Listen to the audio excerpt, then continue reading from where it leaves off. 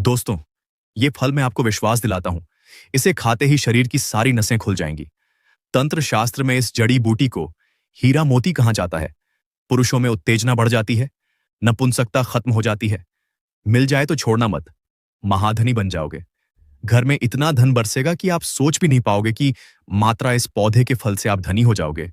मित्रों, एक ऐसा फल जिसे देखकर ज्यादातर लोग मुंह फेर लेते हैं या उसे कचरा समझकर लात मार देते हैं। आयुर्वेद में उसे अमृत का दर्जा दिया गया है। जी हां, आज हम एक ऐसे ही गुमनाम फल की बात कर रहे हैं जिसका नाम है कचरी, जिसे बचपन में ढूंढकर हम खूब खाया करते थे। यह बचपन का हमारा सबसे मीठा फल होता है। आज का वीडियो देखने के बाद आप इसे रास्ते में पड़ा हुआ भी देख लेंगे ना, तो आप उसे संभाल कर घर ले आएंगे। चलिए, अब जानते हैं इसके पीछे का सच। नमस्कार दोस्तों, हमारे YouTube चैनल में आपका स्वागत है। दोस्तों, आज मैं आप लोगों के सामने कचरी का पौधा लेकर आया हूं, जो इंद्राणी प्रजाति का पौधा है और यह कखड़ी प्रजाति का पौधा भी है। लेकिन कखड़ी मीठी होता है और यह कचरी बहुत ही कड़वा होता है जब वो कच्चा होता है, और पक जाने के बाद खट्टा मीठा होता है। लेकिन इसे ग्रामीण क्षेत्र या शहरी लोग खाते नहीं हैं। लेकिन उन्हें यह पता नहीं है शायद कि यह एक बहुत ही महत्वपूर्ण और जादुई आयुर्वेदिक औषधि है। ये देखिए दोस्तों, यह कचरी का फल है, यानी इंद्राणी का फल। या इंद्राणी तो नहीं है, लेकिन इंद्राणी प्रजाति का फल है और इसका नाम कचरी है। ऐसे तो दोस्तों, इंद्राणी के करीबन 3-4 प्रजाति होते हैं, जिसमें से एक लाल इंद्राणी होता है, वह एक पीला इंद्राणी होता है और एक हरा इंद्राणी होता है। उसमें भी दोस्तों 2 प्रकार के इंद्राणी होते हैं, एक कांटेदार होता है और एक बिना कांटों का होता है।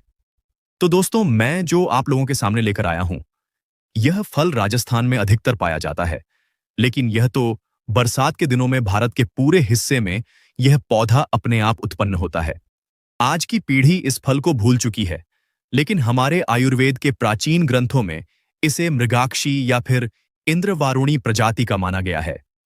रेगिस्तानी इलाकों, खासकर राजस्थान में इसे सुखाकर साल भर के लिए रख लिया जाता है और इसकी चटनी या सब्जी बड़े चाव से खाई जाती है।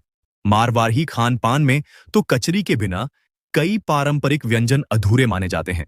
जो लोग इसे सिर्फ एक जंगली फल समझते हैं, उन्हें यह जानकर हैरानी होगी कि यह ककरही और तरबूज के ही खानदान का है। बस इसके गुण उनसे कहीं ज्यादा तीखे और असरदार होते हैं। यह जंगल झाड़ियों के बीच उगता है और कई लोग तो इसका सेवन भी करते हैं और इसकी सब्जी भी बनाते हैं। लेकिन कई लोग इसे पसंद भी नहीं करते हैं, क्योंकि उन्हें इसके फायदे के बारे में जिन लोगों नहीं जानते हैं, तो वह लोग इसे नहीं खाते हैं और ना नहीं पसंद करते हैं। तो आओ चलें दोस्तों, अभी इस फल को हम देखें कि कहां कहां उगता है और इसके क्या फायदे हैं। तो देखिए दोस्तों, इसके फायदा जानने से पहले आप इस फल को पहचान लीजिए। यह फल जो है, कम से कम गेंद बराबर तक होता है, या फिर एक लड्डू के साइज तक, या इससे बड़ा भी होता है।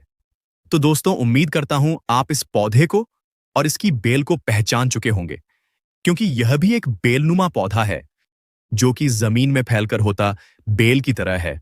और दोस्तों, इंद्राणी यानी कचरी को बीज से फाड़ने के बाद इस तरह से इसके अंदर बीज होता है, ये देख लीजिए। तो अब दोस्तों, अब हम इसके फायदे के बारे में जानें कि यह कचरी हमारे शरीर के लिए कितना फायदेमंद है।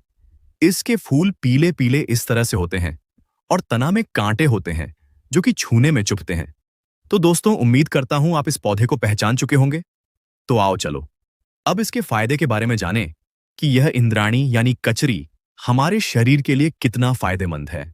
अब हम वीडियो में इसके फायदे के बताते हैं। तो दोस्तों, फायदा नंबर 1 है कि अगर किसी के कान में दर्द होता हो, तो कचरी के बीजों को करवा तेल यानी सरसों के तेल में पकाकर कानों में 2-2 बूंद डालने से कान का दर्द ठीक हो जाता है। इतना फायदेमंद होता है यह कचरी। दोस्तों, इसके और भी फायदे हैं, जैसे मान लो किसी का बाल झड़ते हैं या उखाड़ते हो, तो इस तरह से इस कचरी के बीजों को लेकर तिल के तेल में पकाकर उस तेल को बालों में लगाने से बाल का झड़ना रुक जाता है।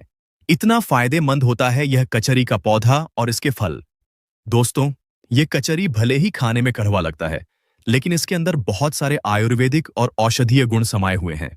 यह इतना तेज फिसलता, मतलब इसमें चिकनाहट है कि इसके चिपचिपे और फिसलन से पता चलता है कि इसके अंदर कैल्शियम अधिक मात्रा में है। तो इस तरह से दोस्तों, अगर इस कचरी को धूप में सुखाकर इसका पाउडर बनाकर रख लिया जाए और इसका सुबह शाम एक एक चम्मच सेवन किया जाए तो धातु रोग नष्ट होता है, क्योंकि इस फल के अंदर बहुत ही चिपचिपा पदार्थ होता है। इससे यह साबित होता है कि इसके अंदर कैल्शियम की मात्रा बहुत ही अधिक है। तो अगर मान लो किसी को धातु क्षीणता है, धातु की कमजोरी है, तो इस फल को कतरा कतरा यानी टुकड़ा टुकड़ा काटकर धूप में सुखाकर और पीसकर पाउडर बनाकर सुबह शाम एक एक चम्मच शहद के साथ खाने से और एक पाव दूध पीने से धातु रोग नष्ट होता है। यह इतना फायदेमंद है दोस्तों। यह कचरी दोस्तों, हकीकत तो यह है, इसे हम सच में कचरा समझकर फेंक देते हैं और इस्तेमाल नहीं करते हैं, इसीलिए शायद इसे कचरी नाम से जाना जाता है। लेकिन यह बहुत सारे आयुर्वेदिक औषधीय गुणों से भरा हुआ है। जो लोग इसका इस्तेमाल करते हैं, इसके फायदे भी जानते हैं, तो वो लोग इसे औषधि समझते हैं, दवा समझते हैं, और जो लोग इसे कभी इस्तेमाल ही नहीं करते हैं, तो वो लोग इसे कचरा ही समझते हैं। मैंने आपको यह बताया कि अगर इस कचरी को सुखाकर पाउडर बनाकर आप डब्बे में रख लेते हैं, तो सुबह शाम एक एक चम्मच इसका सेवन करने से पेट साफ होता है, खुलकर टॉयलेट होगा। दोस्तों, यह कचरी अत्यधिक खाने में करहवी होती है और अपने करहवाहट की वजह से यह डायबिटीज शुगर को भी कंट्रोल करती है। अगर कोई कचरी का टुकड़े टुकड़े काटकर और धूप में सुखाकर पाउडर बनाकर डब्बा में रख ले और सुबह शाम एक एक चम्मच सेवन करे, तो आपके शरीर का बल बढ़ेगा, खून साफ होगा और शुगर बीमारी बिल्कुल नष्ट हो जाएगी। आज के समय में गलत खान पान की वजह से खून में खराबी आना और चेहरे पर कील, मुहासे, दाद, खाज या एक्जिमा होना बहुत आम बात हो गई है। ऐसे में कचरी एक बेहतरीन ब्लड प्यूरिफायर मतलब खून साफ करने वाली दवा का काम करती है।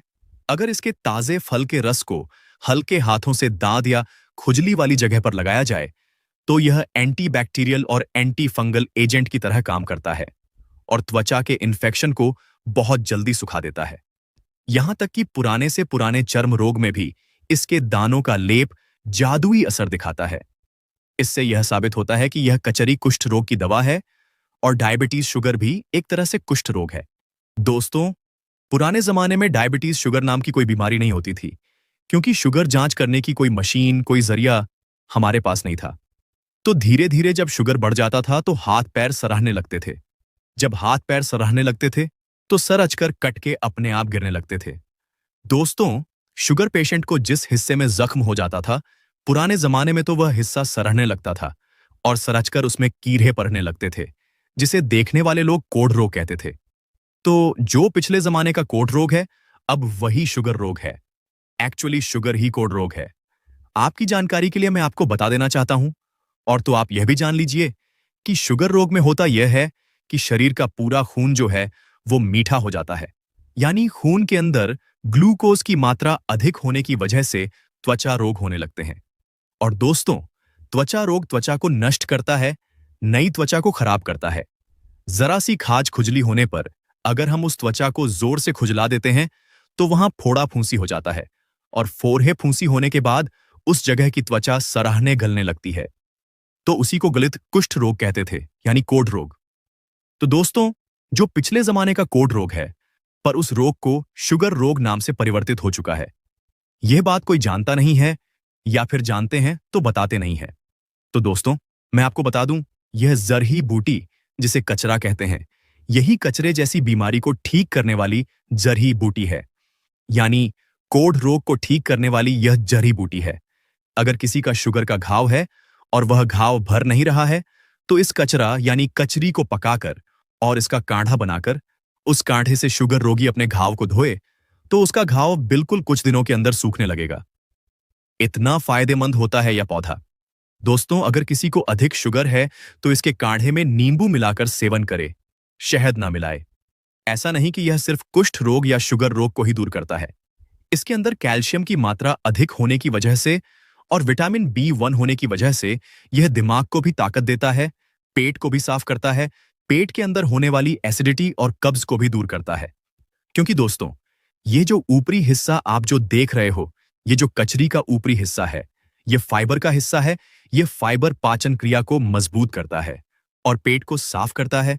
यह बहुत ही अद्भुत, चमत्कारी और आयुर्वेदिक औषधि है, लेकिन इसे लोग जानते नहीं हैं और ना ही पहचानते हैं, इसलिए इसका इस्तेमाल नहीं करते हैं और बरहे बरहे डॉक्टर के पास जाकर लाखों रुपए गंवा देते हैं। लेकिन इस मामूली जड़ी बूटी का इस्तेमाल करके अपने लाखों रुपए बचा नहीं पाते हैं।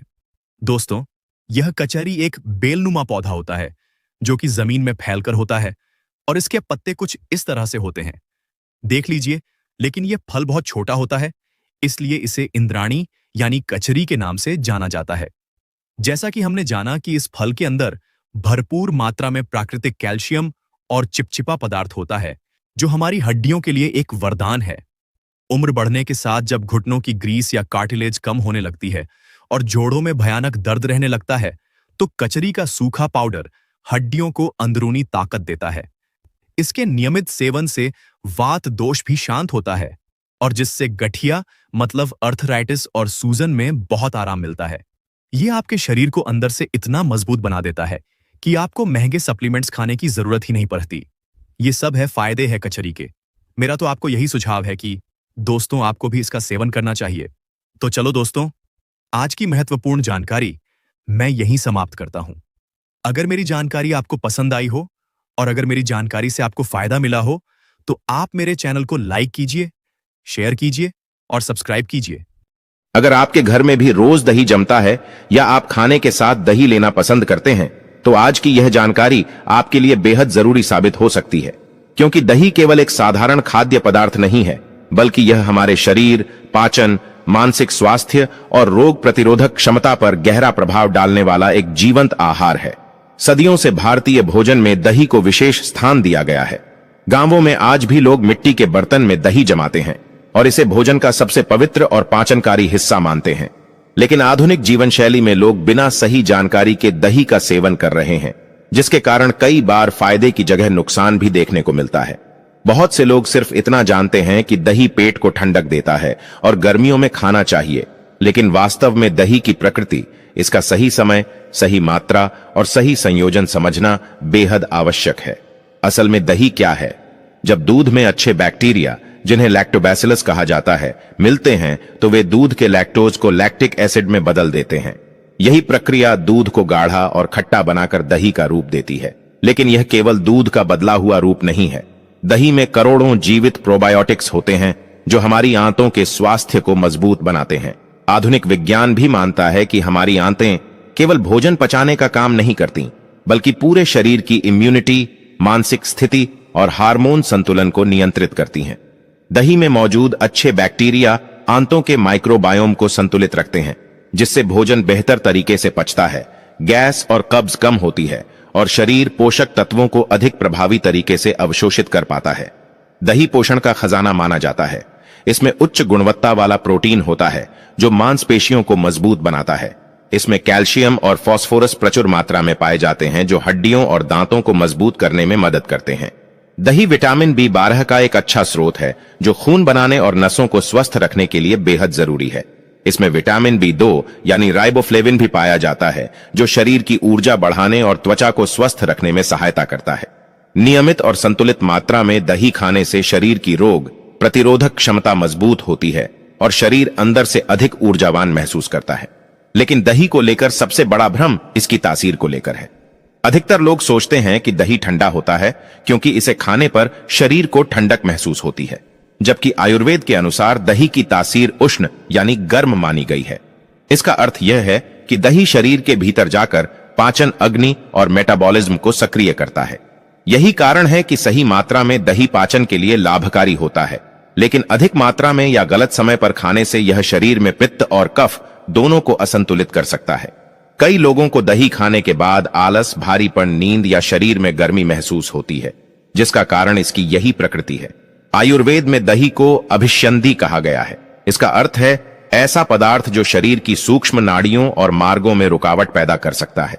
यही कारण है कि जिन लोगों को पहले से कफ, बलगम, सांस की समस्या, मोटापा या सूजन की शिकायत होती है, उनके लिए दही कई बार परेशानी बढ़ा देता है। अगर दही का सेवन गलत समय पर किया जाए, खासकर रात में, तो यह शरीर में कफ बढ़ाकर खांसी, जुकाम, एलर्जी और अस्थमा जैसी समस्याओं को बढ़ा सकता है। आज विज्ञान भी यह मानता है कि हमारा पेट हमारा दूसरा दिमाग है। शरीर का लगभग 90% सेरोटोनिन यानी हैप्पी हार्मोन हमारी आंतों में बनता है। जब आंतों में अच्छे बैक्टीरिया संतुलित रहते हैं तो मानसिक तनाव, चिंता और चिड़चिड़ापन कम होता है। दही में मौजूद प्रोबायोटिक्स मानसिक स्वास्थ्य को बेहतर बनाने में मदद कर सकते हैं। कई रिसर्च में पाया गया है कि संतुलित मात्रा में प्रोबायोटिक फूड लेने वाले लोगों में तनाव और डिप्रेशन के लक्षण कम देखे गए। इसलिए दही केवल शरीर ही नहीं बल्कि मन को भी प्रभावित करता है। अब बात करते हैं दही खाने के सही समय की। आयुर्वेद के अनुसार दही का सेवन दिन के समय, विशेषकर दोपहर में सबसे अच्छा माना गया है। उस समय पाचन अग्नि सबसे मजबूत होती है और शरीर दही को आसानी से पचा लेता है। लेकिन सूर्यास्त के बाद दही का सेवन करने से बचना चाहिए। रात में शरीर की पाचन शक्ति धीमी हो जाती है और कफ का प्रभाव बढ़ने लगता है। ऐसे समय दही खाने से बलगम बनना, गले में खराश, सुबह नाक बंद होना, भारीपन और जोड़ों में दर्द जैसी समस्याएं बढ़ सकती हैं। अगर किसी कारण रात में दही लेना ही पड़े तो उसमें काली मिर्च, भुना जीरा या थोड़ा शहद मिलाकर लेना बेहतर माना जाता है। दही के साथ क्या खाना चाहिए और क्या नहीं, यह जानना भी बेहद जरूरी है। आयुर्वेद में कुछ खाद्य संयोजनों को विरुद्ध आहार कहा गया है, यानी ऐसे मेल जो शरीर में विषैले प्रभाव पैदा कर सकते हैं। दही और मछली का संयोजन सबसे हानिकारक माना गया है। माना जाता है कि यह रक्त को दूषित कर त्वचा रोगों को जन्म दे सकता है। दही और दूध एक साथ लेने से पाचन खराब हो सकता है और गैस या उल्टी जैसी समस्या हो सकती है। खट्टे फलों के साथ दही खाने से कई लोगों को एसिडिटी और पेट फूलने की शिकायत होती है। दही और अत्यधिक नमकीन या तली हुई चीजों का अधिक सेवन त्वचा और पाचन दोनों पर बुरा प्रभाव डाल सकता है। दही किस बर्तन में जमाया जाता है, यह भी बहुत महत्वपूर्ण है। तांबा, पीतल और कांसे जैसे धातु के बर्तनों में दही जमाना नुकसानदायक हो सकता है, क्योंकि दही का लैक्टिक एसिड इन धातुओं के साथ रासायनिक प्रतिक्रिया कर सकता है। इससे हानिकारक तत्व बनने की संभावना रहती है। मिट्टी का बर्तन दही जमाने के लिए सबसे उत्तम माना गया है, क्योंकि यह अतिरिक्त पानी सोख लेता है और दही को गाढ़ा, स्वादिष्ट और सुपाच्य बनाता है। अब उन लोगों की बात करते हैं जिन्हें दही का सेवन बहुत सावधानी से करना चाहिए। जिन लोगों को अस्थमा, एलर्जी, बार बार खांसी या साइनस की समस्या रहती है, उन्हें दही सीमित मात्रा में और दिन के समय ही लेना चाहिए। गठिया और जोड़ों के दर्द वाले लोगों में कई बार दही सूजन और जकड़न बढ़ा सकता है, खासकर सर्दियों में। त्वचा रोग जैसे एक्जिमा, सोराइसिस या बार बार होने वाले दानों में दही की खटास कुछ लोगों में समस्या बढ़ा सकती है। जिन लोगों का मेटाबॉलिज्म धीमा है या जिन्हें वजन कम करना है, उनके लिए अधिक मात्रा में दही भारी पड़ सकता है। वहीं एसिडिटी, अल्सर या पाइल्स के मरीजों को भी दही सोच समझ कर लेना चाहिए। अगर दही सूट नहीं करता तो उसका सबसे अच्छा विकल्प है छाछ। आयुर्वेद में छाछ को अमृत के समान बताया गया है। जब दही को पानी में मथकर उसका मक्खन निकाल दिया जाता है तो वह हल्की, सुपाच्य और त्रिदोष संतुलित करने वाली बन जाती है। इसमें भुना जीरा, काला नमक और थोड़ी हींग मिलाकर पीने से पाचन शक्ति मजबूत होती है, गैस कम होती है और शरीर हल्का महसूस करता है। गर्मियों में छाछ शरीर को हाइड्रेट रखने और लू से बचाने में भी मदद करती है। दही अमृत समान है, लेकिन केवल तब जब इसे सही तरीके से खाया जाए। ताजा दही सबसे अच्छा माना जाता है। बहुत ज्यादा खट्टा या कई दिन पुराना दही शरीर में पित्त और एसिडिटी बढ़ा सकता है। दही को मौसम, शरीर की प्रकृति और स्वास्थ्य स्थिति के अनुसार खाना चाहिए। सही मात्रा और सही समय पर लिया गया दही शरीर को शक्ति, पाचन और मानसिक संतुलन देता है, लेकिन गलत तरीके से लिया गया दही कई समस्याओं की जड़ भी बन सकता है। इसलिए जरूरी है कि हम केवल स्वाद के लिए नहीं बल्कि समझदारी के साथ दही का सेवन करें, ताकि यह वास्तव में हमारे स्वास्थ्य के लिए वरदान साबित हो। दोस्तों, अब सवाल आता है कि आखिर दही को किस तरह खाया जाए ताकि यह शरीर के लिए अमृत का काम करे और नुकसान बिल्कुल ना पहुंचाए। आयुर्वेद और आधुनिक विज्ञान दोनों इस बात पर सहमत हैं कि हर व्यक्ति की शरीर प्रकृति अलग होती है। किसी को दही बहुत जल्दी सूट कर जाता है, जबकि किसी को थोड़ी सी मात्रा भी भारी पड़ जाती है। इसलिए सबसे पहले अपने शरीर के संकेतों को समझना जरूरी है। अगर दही खाने के बाद पेट हल्का महसूस होता है, ऊर्जा बढ़ती है और नींद अच्छी आती है, तो इसका मतलब है कि आपका शरीर इसे सही तरीके से स्वीकार कर रहा है। लेकिन अगर दही खाने के बाद सुस्ती, पेट फूलना, गले में कफ, त्वचा पर खुजली या भारीपन महसूस हो, तो यह संकेत है कि दही आपके शरीर में सही तरह से पच नहीं रहा। बहुत से लोग फ्रिज से निकालकर ठंडा दही तुरंत खा लेते हैं। यही सबसे बड़ी गलतियों में से एक है। अत्यधिक ठंडा दही पाचन अग्नि को अचानक कमजोर कर देता है। इससे खाना ठीक तरह नहीं पचता और गैस, कब्ज तथा अपच की समस्या पैदा हो सकती है। हमेशा कोशिश करें कि दही सामान्य तापमान पर हो। गांवों में पुराने समय से लोग ताजा और हल्का गुनगुना भोजन दही के साथ खाते थे, जिससे शरीर में संतुलन बना रहता था। अब बात करते हैं दही की सही मात्रा की। कई लोग यह सोचकर अधिक दही खा लेते हैं कि यह स्वास्थ्य के लिए अच्छा है, लेकिन आयुर्वेद कहता है कि किसी भी चीज की अधिकता शरीर में असंतुलन पैदा कर सकती है। दही को सीमित मात्रा में लेना सबसे बेहतर माना गया है। जरूरत से ज्यादा दही खाने से शरीर में कफ, भारीपन और आलस्य बढ़ सकता है। खासकर रात के भोजन में बड़ी कटोरी भरकर दही खाना धीरे धीरे पाचन शक्ति को कमजोर कर सकता है। दही का सबसे अच्छा रूप तब माना जाता है जब इसमें कुछ संतुलनकारी चीजें मिलाई जाएं, जैसे भुना जीरा, काली मिर्च, धनिया पत्ती या थोड़ा सा सेंधा नमक। इससे दही की भारी प्रकृति हल्की हो जाती है और पाचन आसान बनता है। कई घरों में दही में चीनी मिलाकर खाने की आदत होती है। स्वाद के लिए यह अच्छा लग सकता है, लेकिन रोजाना ऐसा करना शरीर में शुगर असंतुलन और वजन बढ़ने का कारण बन सकता है। अगर मीठा स्वाद चाहिए तो थोड़ी मात्रा में मिश्री या शहद का उपयोग बेहतर माना जाता है, लेकिन शहद और गर्म चीजों का मेल कभी नहीं करना चाहिए। क्या आपने कभी ध्यान दिया है कि पुराने समय में खेतों में काम करने वाले लोग दोपहर के भोजन में दही या छाछ जरूर लेते थे? इसका कारण यह था कि दही शरीर को ताकत देने के साथ साथ गर्म मौसम में शरीर के इलेक्ट्रोलाइट संतुलन को बनाए रखने में मदद करता है। इसमें मौजूद कैल्शियम और मिनरल्स शरीर को डिहाइड्रेशन से बचाते हैं। लेकिन आजकल लोग पिज्जा, बर्गर और भारी तली हुई चीजों के साथ दही आधारित कोल्ड ड्रिंक्स या रायता लेते हैं, जिससे पाचन तंत्र पर अतिरिक्त दबाव पड़ता है। अब एक और महत्वपूर्ण बात, बाजार में मिलने वाला पैकेट वाला दही और घर का ताजा दही, दोनों में बहुत अंतर होता है। घर का दही जीवित बैक्टीरिया से भरपूर और प्राकृतिक होता है, जबकि कई प्रोसेस्ड दही में प्रिजर्वेटिव, अतिरिक्त शुगर और कृत्रिम फ्लेवर मिलाए जाते हैं। फ्रूट योगर्ट या फ्लेवर दही देखने में हेल्दी लग सकते हैं, लेकिन उनमें छिपी हुई चीनी कई बार सॉफ्ट ड्रिंक जितनी होती है। इसलिए हमेशा कोशिश करें कि घर का ताजा दही खाएं। दही शरीर की इम्यूनिटी बढ़ाने में भी मदद कर सकता है। जब हमारी आंतें स्वस्थ रहती हैं तो शरीर संक्रमणों से बेहतर तरीके से लड़ पाता है। यही कारण है कि कई डॉक्टर एंटीबायोटिक दवाइयों के बाद दही या प्रोबायोटिक लेने की सलाह देते हैं, क्योंकि एंटीबायोटिक्स अच्छे बैक्टीरिया को भी नुकसान पहुंचा देती है। दही उन अच्छे बैक्टीरिया को दोबारा संतुलित करने में मदद करता है। लेकिन याद रखिए, हर चीज हर व्यक्ति के लिए समान नहीं होती।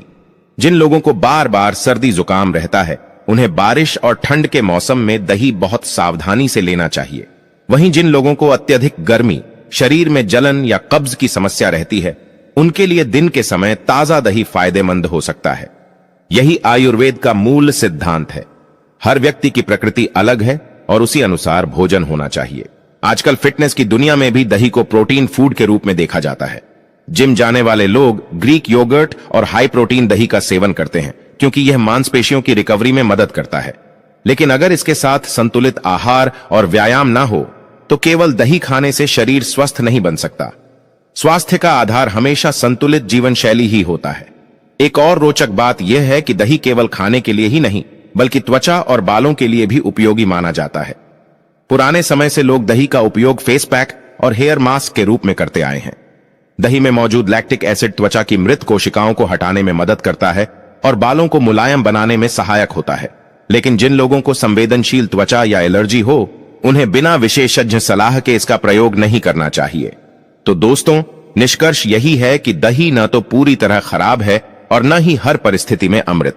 यह एक शक्तिशाली भोजन है जिसका प्रभाव आपके शरीर की प्रकृति, मौसम, समय और खाने के तरीके पर निर्भर करता है।